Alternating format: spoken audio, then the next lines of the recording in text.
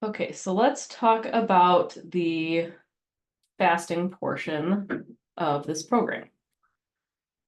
Getting up in here. So you'll notice that on your liver detox instructions on days 8 through 14, it encourages some type of fast. So the fast that is written in your instructions is a fruit and vegetable fast, but I do like to dive into other types of fasting that might be better for certain patients during this phase of the program. And, I can always talk to you and tell you what I think would be best for your case, because just depending on where your hormones are at or your diet history might really dictate, which type of fasting strategy we choose, because I will say that some are more difficult than others and not necessarily more difficult to perform, but just more difficult on your body or more difficult on your hormones. So we really want to make sure that you're in a good place for the strategy that you choose. I've had a lot of patients just jump into fasting because they hear that it's good for weight loss, and they'll go from eating, all day, every day to like 1 or 2 meals a day, which sounds great in theory, as long as you're choosing the correct 2 meals per day, or as long as your hormones and blood sugar are somewhat balanced before jumping into it. If they are not, you can push yourself into something called ligament laxity, because fasting will extremely drive your adrenal hormones if you're not doing it correctly or at the right time. And then you'll be running on adrenaline and cortisol instead of, on your fat for fuel like you want to. And if you're not able to burn fat for fuel during fasting and you're just running on adrenaline and cortisol, you actually end up with muscle and ligament wasting, and you will end up with body pain and just a lot of negative side effects. So you really want to make sure that you are doing your dietary homework and just making sure that you are eating clean and eating a, high protein, sugar balanced diet before you get into fasting. One of our popular weight loss programs in the office does include a large amount of intermittent fasting. It's called Carothin. And what you do is you eat a meal at 11 a.m. and about 4 or 5 p.m. And those meals are protein, fruit, vegetable, right? So they're very nutrient dense foods so that they last you through those periods of fasting. It is also a very low to no exercise program so that you're not highly driving your adrenals while you're adjusting to this fasting period. And those are, things that tend to be true for a lot of learning to fast, right? You don't want to jump into fasting with HIIT training at the same time or something. You do want to, let your body adjust, make sure that you're eating good nutrient dense foods, high quality protein, and then you should be able to handle the fasts. But all of you should be to a point where you should handle some sort of fast after the first 6 weeks of doing, leaky gut and concentrating on the foods on that list. We should be in a position where your hormones can handle fasting. If they can't, I will definitely, let you know. So in, ways to give the liver a break, fasting is definitely one of them, because you cannot digest food and fully like cleanse your cells and detox at the same time. Your body does best cleaning things out when your stomach is empty. That's why, like in acupuncture, your optimal liver time of the day is, at 1 o'clock in the morning, because ideally, your food has passed at that time, and then your liver has time to do some cellular cleaning. Unfortunately, a lot of us eat late dinners, or maybe we have digestion problems where our digestion is slow and then food sits there longer than it should, like in cases of constipation, and then we're unable to get that proper like liver detox and cellular cleaning because the stomach is never really empty. And that's where fasting can come in handy, because it allows us to have, a break from food where your body has time to actually, clean things out instead of just working on constantly digesting and metabolism. Right. So the body kind of works one system at a time. If you've ever seen the acupuncture clock, like was in our previous presentation, we go from the gallbladder time of the night, at like 11 p.m. Then we go into the liver after that, and then we can go into like lung and large intestine, some of these other things. So you have this circular like rhythm of, how your energy moves through different systems, and, it moves best through the liver system when we don't have a lot of food on our stomach. So here's our options for fasting during this program in order of difficulty, right? So on your base instructions, it has fruit and vegetable cleanse, or you can do that as, a liquid like juice, fruit and veggie cleanse. Then we go up to intermittent fasting, master cleanse, bone broth cleanse, 24 hours of water only, or extended fasts where you're only having electrolytes. So we're going to go through the pros and cons of each of these fasting strategies so that we can see which one might be correct for you. So when to avoid fasting, because like I said, if we're doing fasting at the wrong times, we can definitely injure our hormones and kind of make things crazy. So especially for females with having the extremely fluctuating hormones throughout the course of the month. Right before our period is not the appropriate time to fast. Right before our cycle is when your body is very carb dominant and, it really needs like the sweet potatoes and things to function. And it's extremely taxing on your hormones to try to fast during that time. It'd be better to do it during like right after your cycle, like up to ovulation. Another bad time is when you have huge adrenal or cortisol fluctuations, like if you're going through an extremely, high stress time in your life, and then you add fasting on top of that. Fasting is technically a type of stress on your body because your body has to figure out how to provide you energy without food. So not a good time for your body to learn how to do that when you're going through extreme stress or extreme cortisol fluctuations.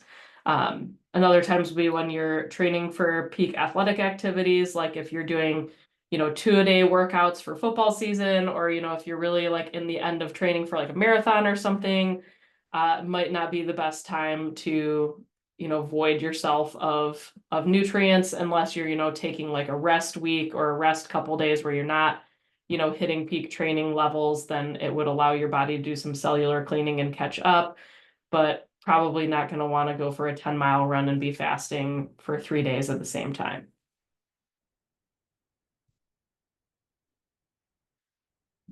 So fasting pitfalls. A lot of people forget to drink water.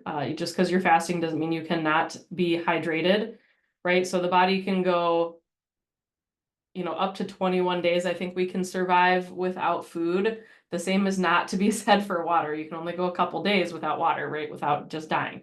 So you still need to stay electrolyte or hydrated during this. Maybe add some electrolytes to your water, like some sea salt or something, calorie free is acceptable.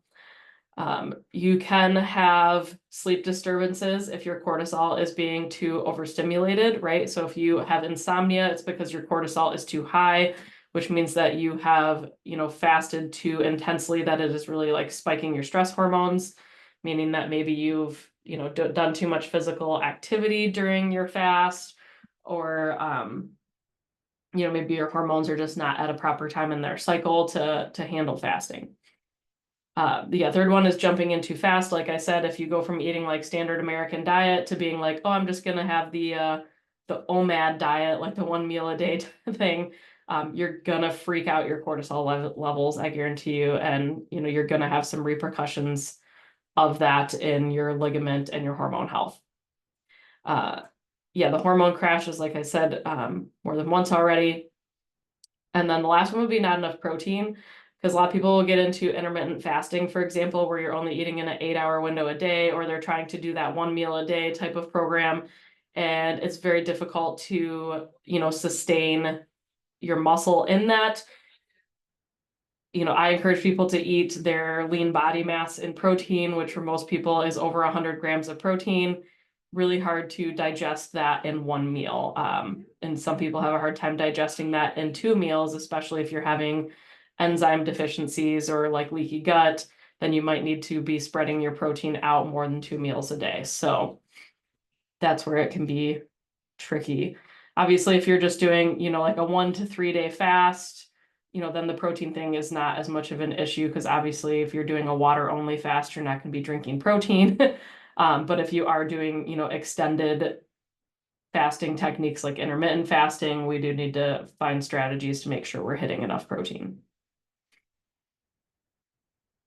So pros and cons of a fruit and veggie cleanse.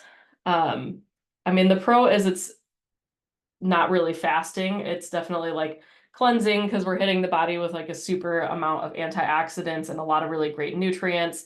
And, we're not having to concentrate on digesting complex foods like protein and fat. So it is a little bit giving the liver a break. However, it's not truly a complete fast because you're still going to be fluctuating your insulin and your cortisol to balance your blood sugar through the course of, the fruits and veggie cleanse.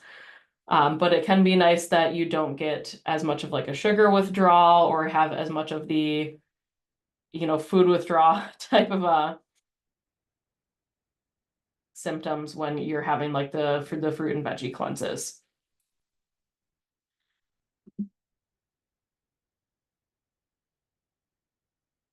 Okay. So intermittent fasting, in case you're unfamiliar, is where you pick usually an 8 hour or less feeding window, and then the rest of the time you're only having liquids. So a lot of people will do 12 to 8, for example, and then, before noon, they're just having coffee and water, and after 8, they're just having, water and electrolytes. So it's really giving your liver a 16-hour break at least a day from food. Can be really great because it allows people to calorie constrict easier because if you're not, eating late night snacks or if you're not, eating a sugary breakfast, it can be easier to lose weight because, you're not having as many hours where you're allowed to snack, which is really like the enemy for weight loss for a lot of people. And the enemy of the liver for a lot of people is the excess snacking, even if they're healthy snacks. I mean, I've had people come in to me that have a very, very clean eating program and their liver enzymes are elevated just because they are eating fruit all day every day, or they're just never really giving their liver a break from sugar.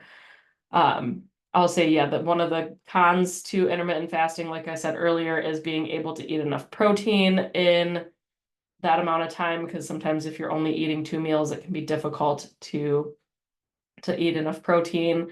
And then also you have to remember that you don't have to stick to a like noon to 8 p.m. schedule. That's the most popular because a lot of people eat late dinners, or they're having, social time in the evening. But if you're like me and your day is very front loaded, as far as, we do all of our exercise in the morning, our work schedule is busier in the morning, we're usually doing a dog walk in there and we're just doing a lot of physical things in the morning. And then my evening is actually fairly calm and, none of those things. So it's actually easier for me to fast in the evening because I'm not having, um, I don't need all of that food and everything just to go to sleep. Like I need fuel for the times of the day where I need to perform, right? Where I need to be like seeing patients and, walking my dogs and exercising. I want to have, fuel during that time. So, for me, a more beneficial eating schedule is, more like 8 to 4. And I feel like I sleep a lot better then too, because I don't have all the food on my stomach before bed because we go to bed very early. If you go to bed at midnight, 12 to 8 might work for you. If you go to bed at 8 or 9, you don't want to be eating a giant dinner and then going to sleep because, like I said, then it's going to interfere with your liver window in the middle of the night to have all that food sitting on your stomach. So don't feel like you have to be married to the stereotypical schedule. You can move your eating window up if your day is more front loaded.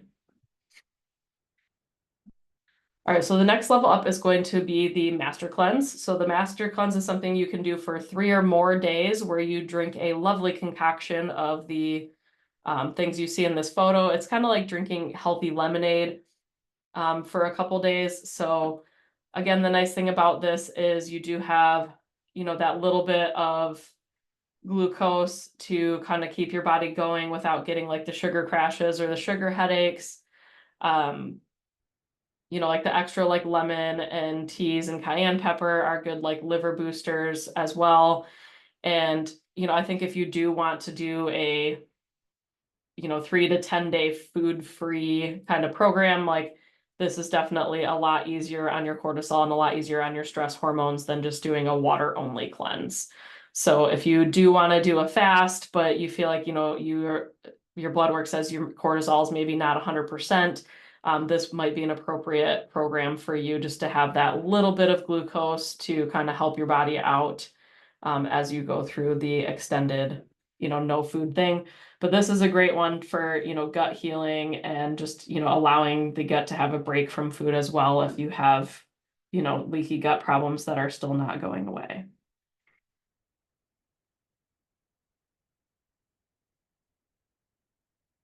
Yeah, the main con to this is if you are doing it for more than 3 days, you can have very dramatic weight loss. And anytime you have dramatic weight loss in a short period of time, you can really overstimulate the gallbladder. The gallbladder gets overstimulated when we eat too much fat, but it also gets overstimulated when we are digesting our own body fat, as gross as that sounds. But when we're having super fast weight loss, all of that fat does have to make it through the liver and the gallbladder and into our stool so that we can poop it out. I mean, technically, how you lose weight is by pooping it out. So the gallbladder can get very angry if you do lose too much weight in a short period of time on this. So, if you want to do over 3 days, definitely do it supervised in case you need to have like liver or gallbladder interventions to get you past the 3-day mark. Yep, so this is just instructions on how to make the drink for the program. Another one that I really like is the bone broth cleanse. This one's great if you are concerned about losing muscle during a fast because you're having this constant feeding of, amino acids and protein so that you don't have as much, muscle wasting from fasting. So this is, again, something you can do for like 3 to 10 days. And, having the extra protein is going to be great for people that are more, into athletics or again, people with adrenal problems or, cortisol imbalances. This is something where, that little bit of amino acids and protein can really help to balance your hormones as you go through fasting. Collagen is also very healing for the gut lining. So this is a great like extended part of leaky gut program. And yeah, it can really help like clean out any nagging infections in the gut area. But yeah, like I said, you are still having calories and you're still eating protein, so it's not 100% a fast. It's more of, I would say, a cleanse because you're not truly giving up all food. In order to have like a true fast, there has to be no calories involved.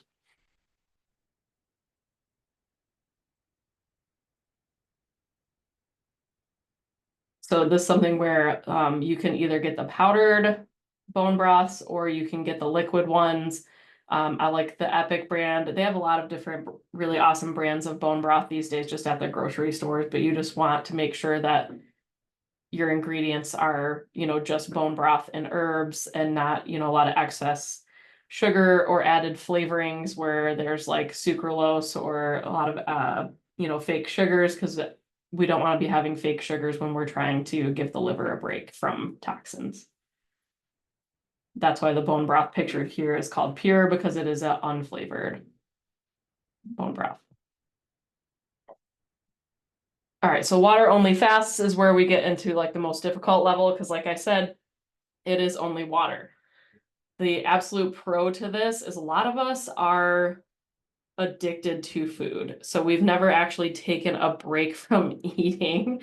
So we grab onto these juice fasts or collagen fasts or, like anything where we can put something in our mouth because we're actually just addicted to like the process of eating and how food makes you feel and using it as a crutch. So we use it for comfort. We use it as an antidepressant. We use it out of fear of getting low blood sugar, or we use it out of obligation of like, hey, these are our normal meal times, or I have to eat dinner because this is what time my family eats dinner. And, there's just like so many reasons why we eat that aren't actually hunger. And so water only fast, I think the absolutely best thing that you will learn from this is how good your body can be at creating its own energy without having to eat all the time. So if you're somebody that's like addicted to snacking or like really feel like you never go more than a couple hours without eating, this is a great brain retraining strategy for like learning how you can function without eating all the time. So I think like the mental portion of this one is the strongest out of any of the fasting strategies. It is also going to be the most potent for like cellular clean out. So especially if you are, using it for like anti-cancer purposes or like really trying to beat, certain diseases or trying to get into ketosis or, trying to really, kick insulin resistance or something, then this is going to be like the most potent, like fastest way to get to your goal a lot of the times. But obviously this can be very difficult because you're not eating anything except for water and maybe electrolytes. So you can get sugar withdrawal headaches, or you can get a lot of, yeast die-off symptoms as far as like the gut goes. It can be more difficult on your hormones because you're not having any, sugar or protein to, help balance your cortisol out. It can, lead to some spikes in the beginning as you're getting used to it.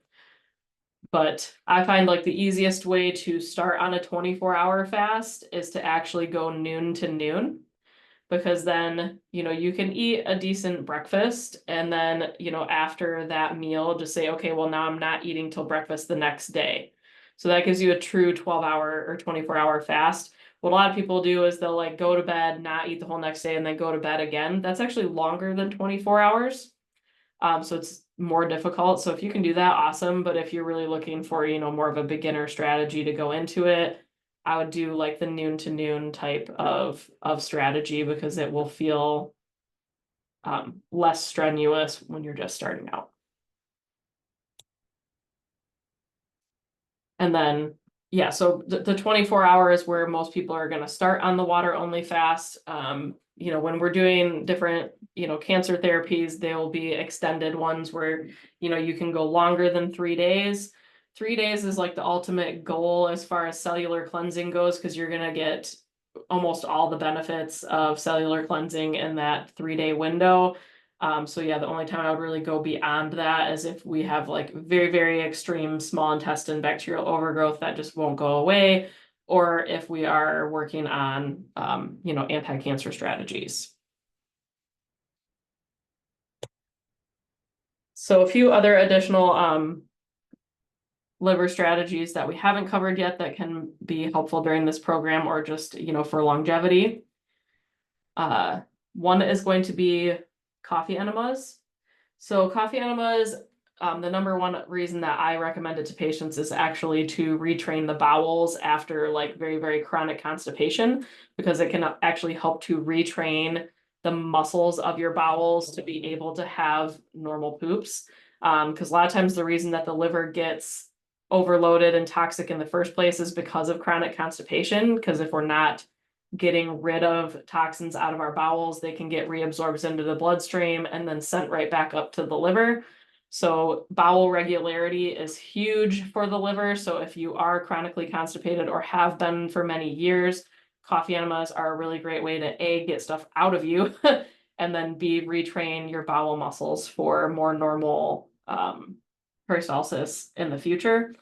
But the liver detox elements are also that it hugely boosts glutathione and a lot of other anti-cancer nutrients, a lot of other antioxidants. So it really can help with the gut element as well as the liver element. And the fact that it does help, clean the bowels out can really help with eliminating a lot of persistent like parasites and candida, especially the types of bugs that tend to live in the ileocecal valve. This can be a really great kind of clean out because it super pumps the bile out of the gallbladder, and then the bile really helps to cleanse the system as it goes through. This is the coffee enema kit that I recommend people use. It is called Pure Life Enema.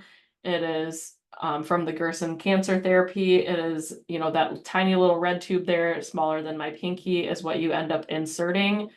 You hang the bucket in the shower, and then gravity actually gradually pulls the coffee from the bucket down into your rectum, and then you want to try to hold it in there as long as possible to, again, retrain those muscles, and then, let it all out in the toilet.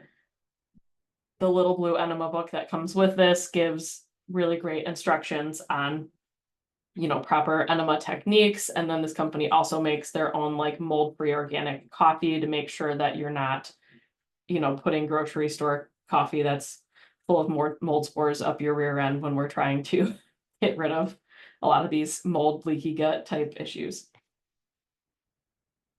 Another thing that tends to help for females, because it really helps the liver. The liver is huge on balancing your hormones.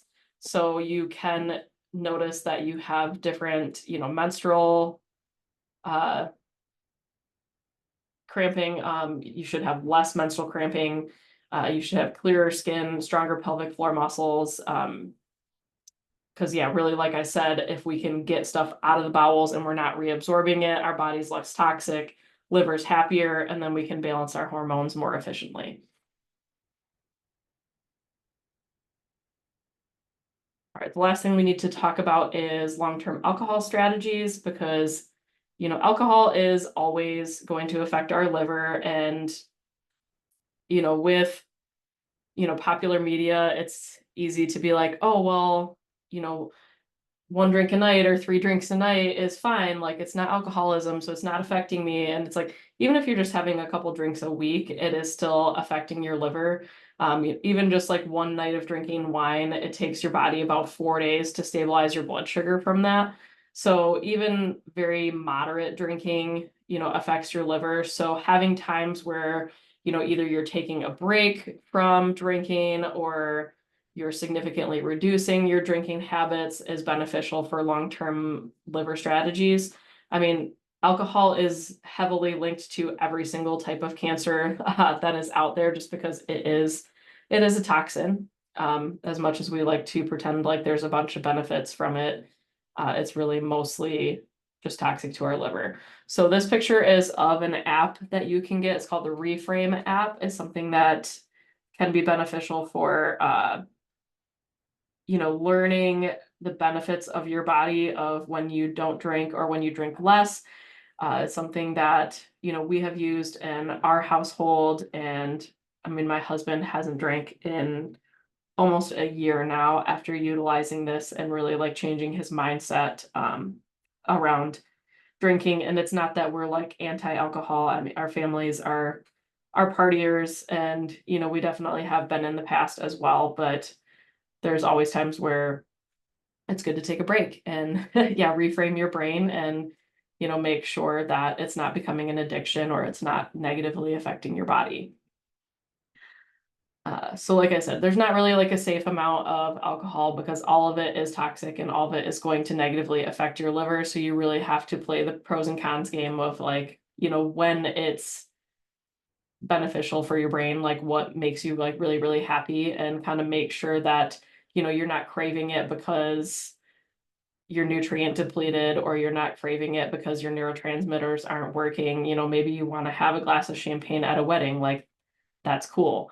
But we want to make sure our body is as stabilized as possible. So we don't want to be over consuming. So anytime that we can reduce the consumption of this is going to be beneficial. Having like being considered like a heavy drinker is really like a lot less than a lot of people think. Because if you're having just like a drink a day for women or 2 drinks a day for men, like above that, you're already considered, heavy drinking. So it catches up faster than you think. So yeah, this is just a picture of all the different organ systems that are affected by alcohol, because a lot of us recognize that, maybe it's bad for our liver, but it can damage your DNA, disrupt your hormones, impair nutrient absorption. It can actually kill all of the beneficial bacteria in your gut and make your gut too sterile, so that you do not have the beneficial bacteria you need to absorb your nutrients. It definitely leads to weight gain, because not only is it empty calories, but it also tends to make you crave unhealthy foods. Extremely carcinogenic. Like I said, alcohol is linked to every type of cancer there is. So this is something where, it affects every area of our body, because it is a toxin, and every system of our body has to really work to get rid of it so that we don't die. I mean, obviously there's alcohol poisoning where you can literally die. So your body really tries to clean it out of every system the best it can. But if it's working on cleaning that out of every system the best it can, the chances that your body has the energy to work on healing some of your other areas is very low, because it's going, oh, there's a poison here. I have to work on detoxing this poison. I don't have time to worry about balancing your hormones when I'm worrying about detoxing this poison, kind of a thing. And alcohol is in the system longer than you think. I mean, ask people that are in rehab, you have to go extended periods of time without drinking in order to have a clean test. And that's because it residually stays, in your body longer than the whole, oh, your body detoxes, a drink an hour. Okay, that's to keep you from dying, but it also does have residual effects longer than that. A really big one is that it depletes your neurotransmitters. Alcohol is linked to anxiety and depression very heavily. It is considered a depressant because it depletes your body of dopamine and serotonin. You get this like huge, huge surge during the actual drinking event. And then subsequently you get a very, very big crash, usually the next day to maybe the next couple days. So if you want to have a stable mood and a stable brain, alcohol is definitely a no-go if you're really struggling with anxiety and depression type problems. The really great thing is we're having, the sober movement getting more and more popularity. So there are starting to be a lot more options for, alcohol-free still fun drinks that you can get places. So, if you're feeling left out of family gatherings, or you're sick of dealing with the social pressure of everybody asking why you're not, these can be great options to kind of mimic drinking, whether you're trying to, fool your friends and family, or maybe you just like some of these things and you just want a replacement. Like, I truly like Guinness. I buy the zero proof Guinness and I still enjoy it. Like, so I'm like, I really just like the taste. My husband and I both really like beer, but we both have found out that we really like the non-alcohol beer just as much as we like beer. So we've been, going to Meijer. Meijer has like a whole aisle now of NA beers. So you can get most of the popular brands, in an NA version, or they have, healthier brands that are like 25 to 30 calories, whether it's like the Athletic brand, or there's a lot more than that now. There are very, very few non-alcoholic wines that taste good. This one that I took a picture of is a German brand, is the only one I found that actually tastes like wine and is not disgusting. All the red wine ones I've tried are nasty. But we buy this, from a spirit shop locally.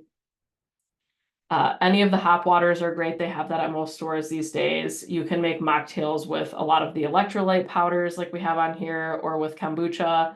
Kombucha is kind of like beer. It's just, it's like a very low alcohol tea, because it's like 0.5% or something. And so, that's something you can make into a mocktail. The Curious elixirs down here are what we call an adaptogenic drink. So they make them with a lot of herbs like ashwagandha to really help, balance your cortisol and like calm you down, but still kind of give you that fun flavor. So we really like those, but there's a ton of brands of, those adaptogenic cocktails out there now. Or there are the booze-free boozes, as up here with like the Ritual, where you can, make yourself a dark and stormy, or try to make, a margarita or something with like the fake booze that still tastes good. So there's a lot of options for, non-alcoholic things that still look like drinking for whatever reason you need it. Because there's a million reasons why we feel pressured to drink, in society. It's the one toxin that people always think there's something wrong with you if you're not ingesting it. I mean, nobody asks you like, hey, why aren't you hitting up cocaine this weekend? Is there something wrong with you? Like, nobody says that, but if you are not having a cocktail, then there's immediately questions. So if you're sick of the questions, then these are some really great options. Or like I said, if you just really like the flavor of something and you need a replacement, this is a great way to do it, and a great long-term strategy for reducing alcohol consumption.